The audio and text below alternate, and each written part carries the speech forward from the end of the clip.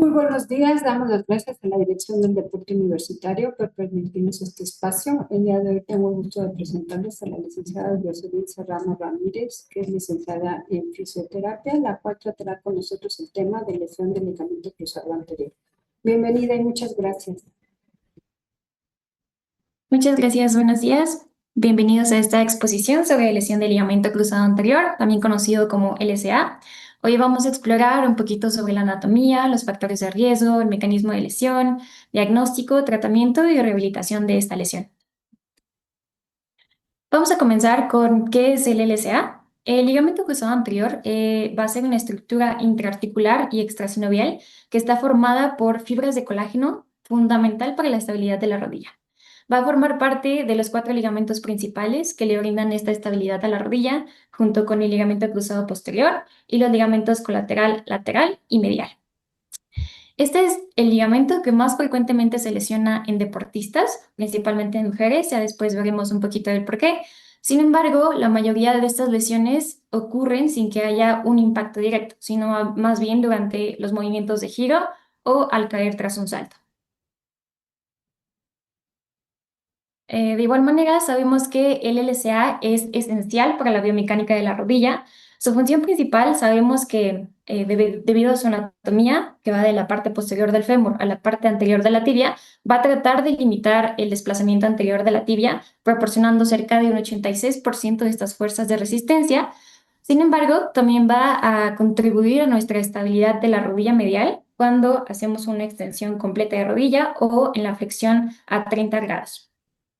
De igual manera, también va a proporcionarnos una estabilidad rotacional cuando hacemos giros, cambios de dirección, y es muy importante para la propiocepción, ya que dentro del ligamento vamos a tener distintos tipos de receptores, tanto pues corpúsculos de Ruffini que perciben la temperatura, de Pacini que perciben la presión, entre otros mecanorreceptores que nos van a ayudar a aportar esta información al cerebro y al mismo tiempo va a mejorar nuestro control neuromuscular. Entre los factores de riesgo, vamos a saber que estas lesiones van a estar influenciadas tanto por factores de riesgo modificables como no modificables. Entre los modificables vamos a tener una alteración en la fuerza muscular, es decir, que hay un desequilibrio entre la fuerza del cuádriceps y de los isquiotibiales.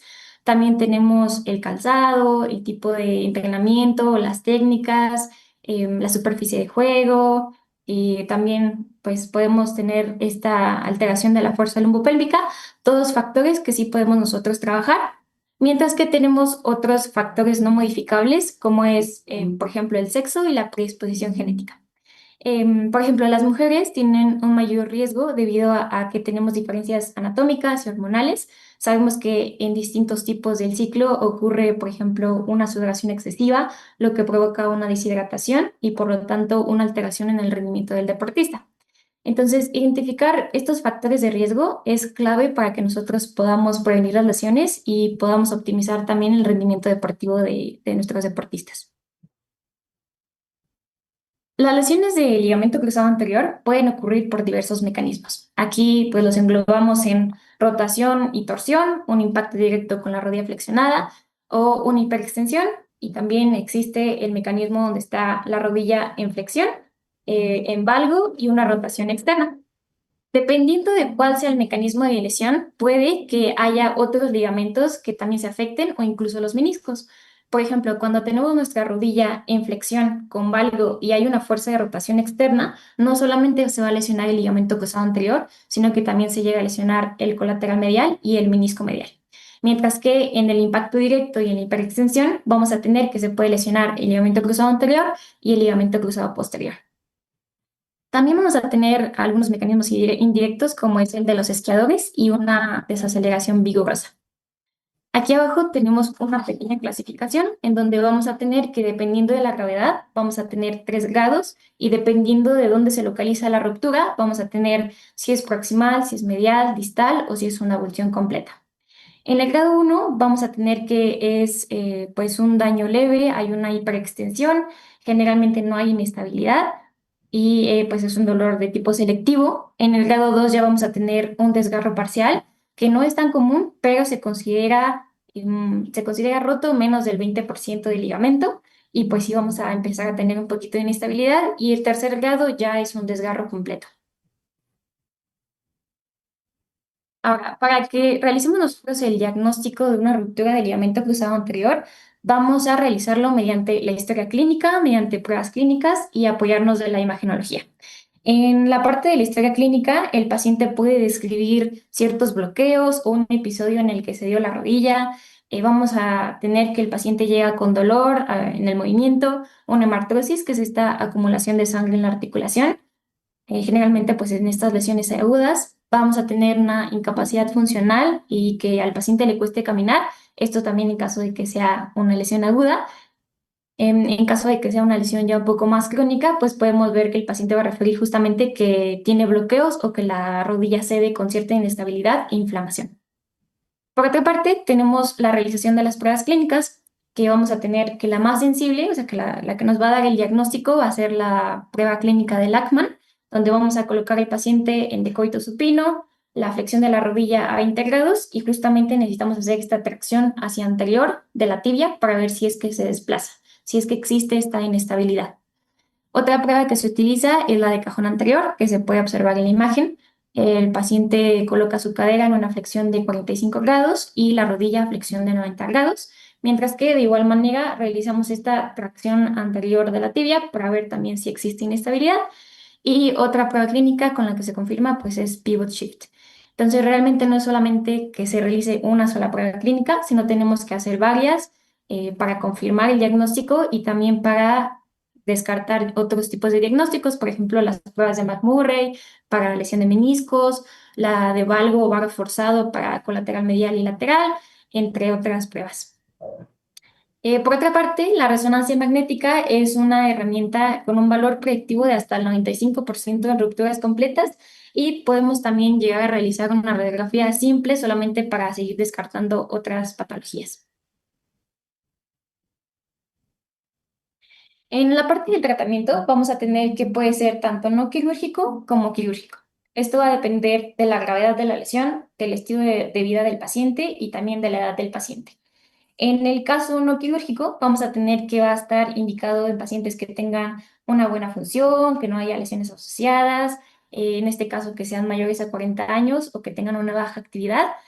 También pues vamos a tener que estén expuestos al mínimo de actividades de alto riesgo para que pues no se sigan lesionando. Y en la parte del tratamiento quirúrgico, generalmente está indicado en deportistas o en trabajos que sean físicamente exigentes o que también la persona haya tenido episodios repetidos de fallo durante sus actividades de la vida diaria, también que presente una inestabilidad, alguna otra lesión de otros ligamentos que sea grave o un desgarro meniscal.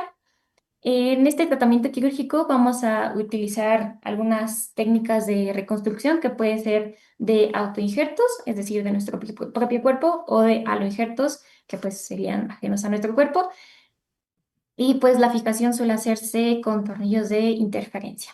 Entonces vamos a ver que todo esto va a depender, como dijimos, de la edad del paciente, del estilo de vida y de la gravedad de la lesión. En la parte de la rehabilitación, vamos a tener que esta rehabilitación se va a dividir en 6 bases básicas. Todas las fases van a tener metas y criterios específicos para que nosotros podamos avanzar. Entonces tenemos que lograr primero una para progresar a la fase 2 y así consecutivamente.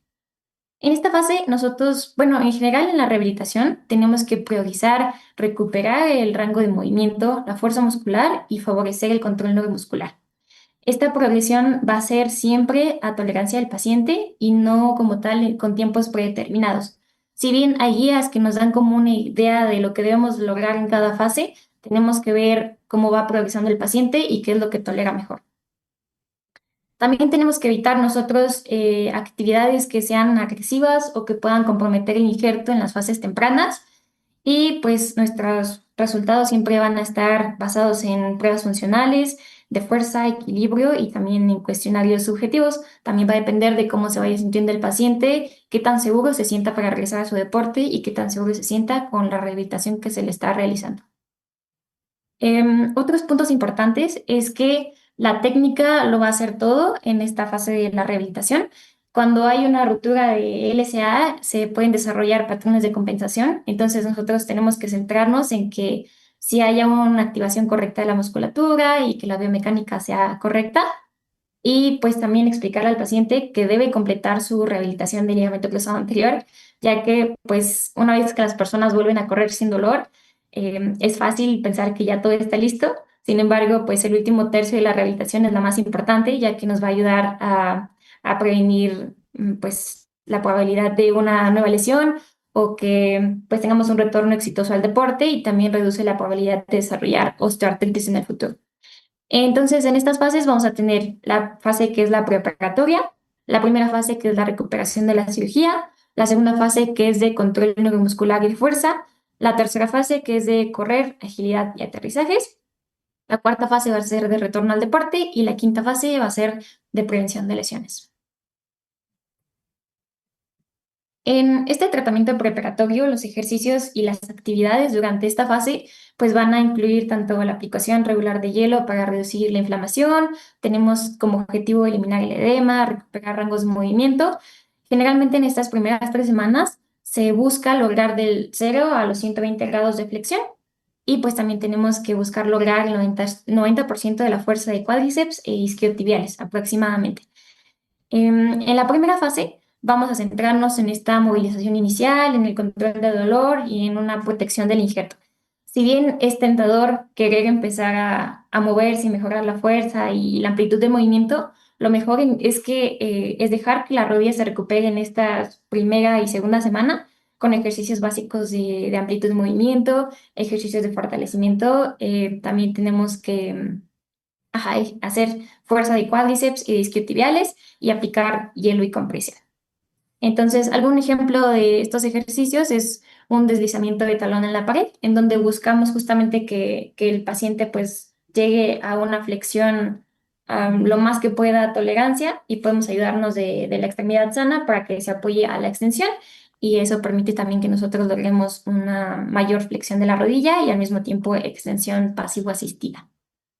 En esta parte también vamos a meter algunos ejercicios isométricos de cuádriceps.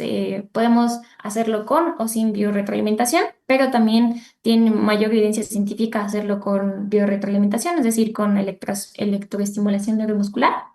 Y pues aquí también podemos empezar con una carga temprana de peso, siempre que sea progresivo. En esta segunda fase, que es aproximadamente como de la semana 2 a la cuarta, vamos a buscar recuperar la fuerza muscular, el equilibrio y una coordinación básica. En esta fase solemos empezar con ejercicios suaves con el propio peso corporal y vamos a progresar hacia un programa de gimnasio que ya meta más ejercicios de resistencia, de equilibrio y de coordinación. Algunos ejemplos van a ser, por ejemplo, las subidas de escalón, unas sentadillas con la técnica adecuada, elevaciones de pantorrilla, elevaciones de cadera, ejercicios para el tronco, equilibrio, entre otros ejercicios. Vamos a pasar con la tercera fase, que pues aquí vamos a contemplar lo que es el regreso a la carrera, la agilidad, los saltos y los brincos, así como también un programa de fuerza y entrenamiento neuromuscular en el gimnasio. Podemos empezar a progresar con los cambios de dirección y modificarlos durante esta fase, pero pues siempre bajo la supervisión de un médico. Durante esta fase es muy importante que la rodilla ya esté libre de inflamación y dolor y siempre se va a hacer hincapié en la técnica correcta, especialmente cuando tengamos la deceleración en el aterrizaje tras un salto, porque pues esto nos va a permitir que también el paciente se sienta más cómodo y más seguro en su retorno al deporte. Algunos ejemplos en esta fase suelen incluir ejercicios de agilidad, como por ejemplo podemos progresar desde saltos de tijera, saltos simples y luego progresarlos a saltos de cajón o aterrizajes con una sola pierna y ya con perturbaciones. En la cuarta fase vamos a tener que va de la semana aproximadamente de la octava a la 12ª. Vamos a tener como tal en esta fase de la rehabilitación, el enfoque no se va a centrar solamente en preparar la rodilla para el deporte, sino en la persona en su totalidad, ya que pues sí, la rodilla tiene que estar estable y fuerte con una correcta fuerza y biomecánica, pero el atleta debe sentirse seguro y mentalmente preparado para poder regresar al deporte. Entonces, esto solo lo lograremos mediante una repetición de los entrenamientos y de partidos exitosos. Entonces, en esta fase tenemos que seguir con el entrenamiento de fuerza, equilibrio, aterrizaje y agilidad, pero también enfocarnos en la parte subjetiva de esta recuperación. Mm, vamos a pasar, bueno, algunos ejemplos, pues sí es este entrenamiento progresivo de los isquiotibiales, que podemos empezar a meter ya un poquito de entrenamiento de core desde las fases tempranas también, y pues los ejercicios de fuerza y equilibrio. Y en la quinta fase, que va de la semana 12 a la 16 aproximadamente, estos programas de prevención de lesiones van a buscar pues ya mejorar el control neuromuscular de las personas durante sus tareas de la vida diaria, también cambios de dirección y aterrizajes. Y pues aquí seguimos ya poniéndole su programa de prevención que tiene que seguir realizando el paciente. Generalmente se suele realizar 10 minutos antes de cada entrenamiento y de cada partido. Este programa debe ser continuo y pues ya hay pues algunos programas ya establecidos como el 11 más, el Sportmetrics, entre otros. Entonces pues aquí ya es mantener todos los ejercicios que ya hicimos en un principio para que no vuelva a lesionarse el paciente y que siga fortaleciendo. Em, También unas consideraciones finales es que pues este protocolo debe adaptarse siempre a cada paciente. No vamos a poder estandarizarlo un solo protocolo para todos los pacientes. Tenemos que considerar la cicatrización y la protección del injerto, entonces hay que ir por fases. Y pues la variación de la rehabilitación va a ser según la recuperación. Siempre tenemos que seguir evaluando continuamente y cumpliendo con el programa para que pues nuestro retorno al deporte sea seguro y sea efectivo. Entonces, en todas las fases siempre vamos a tener pruebas que nos digan en qué etapa está nuestro paciente y si podemos progresar o no a la siguiente fase. Eso sería todo. Muchas gracias por su atención. Muchas gracias, licenciada. Eh, yo creo que sería importante también comentar la cirugía que se hace, ¿no? Actualmente, afortunadamente, por cirugía artroscópica, que son incisiones pequeñas, como usted bien mencionó, los tipos de injerto que pueden ser el hueso tendón hueso, los estructurales, que eso va a tener diferentes formas de rehabilitación y tiempo de rehabilitación. Pero yo creo que también muy importante es el fortalecimiento, que eso es lo que nos detiene siempre. ¿Qué nos comenta al respecto? Sí, pues justamente hay que, desde etapas tempranas, los principios básicos de la rehabilitación es recuperar el movimiento y evitar la atrofia. Entonces, podemos fortalecer desde el principio, si es que no con un rango de completo de movimiento, se utilizan también las corrientes NEMS para que nosotros ayudemos a esta biorretroalimentación del músculo, pero que se siga activando. Porque pues sí es muy común que por miedo o por esta kinesiofobia los pacientes dejan de moverse, entonces pues se va a generar atrofia muscular y después va a ser un poquito difícil de recuperar. Entonces desde cargas, pues sí, progresivas, pero desde el inicio de la rehabilitación tenemos que fortalecer. ¿Y cuándo lo regresa a su deporte? ¿Con qué condiciones puede ya regresar? Pues realmente la investigación actual sugiere que aproximadamente en un mínimo de 9 meses, pero se tienen que seguir las indicaciones pues, de los cirujanos y del equipo de medicina del deporte. Sin embargo, hay como criterios básicos para que nosotros podamos tener de que, si tiene una simetría, si tiene una fuerza comparativa del 90%. Por ejemplo, se tiene que haber completado esta escala que se llama escala de regreso al deporte de Melbourne de más del 95. Entonces, en esta escala tenemos los criterios que se deben completar y tiene que completarse en más de 95. También es esta parte subjetiva de que el paciente tiene que sentirse cómodo y seguro y pues con ganas de volver al deporte. También hay escalas subjetivas para medir estos aspectos y pues también que ya se haya analizado y pues mantenido el programa que le pusimos de prevención de lesiones de los 15 minutos antes de cada entrenamiento y justamente pues es ver cómo está la simetría para ver si tiene una buena recepción de impactos, entre otros, pero justamente hay ya como guías clínicas que van marcando criterio por criterio si es que el paciente lo cumple. ¿Y qué opina del uso de rodilleras antes de la cirugía y después de la cirugía? Pues como tal, sí se utilizan para ir progresando con los grados de flexión y la limitación de la extensión. Yo pienso que a veces puede ser útil, pero también va a depender del presupuesto de los pacientes. No siempre pues van a tener la posibilidad de utilizarlas, pero pues sí es una progresión como más exacta de los grados para limitar o no ciertos grados de movimiento. Sin embargo, pues eso también podemos hacerlo sin rodillera y de manera consciente, solamente pues reeducando la marcha y limitando los movimientos en cada fase de la recuperación. Sí, hay algunos deportes como el fútbol americano, donde los hombres de línea usan unas rodilleras especiales justo para prevenir este tipo de lesiones. Como bien dice usted, no son cualquier tipo de rodilleras, son bastante caras, pero sí previenen en muchos casos este tipo de lesión. Y para después de la cirugía, pues como usted dice, mejor un buen fortalecimiento, propiocepción, Sí, claro. no usando rodilleras. Ok, ¿algún comentario para terminar, por favor?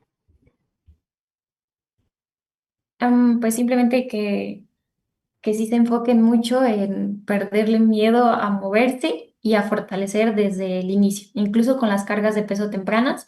Esto va a hacer que pues nuestra rehabilitación sea mucho más rápida.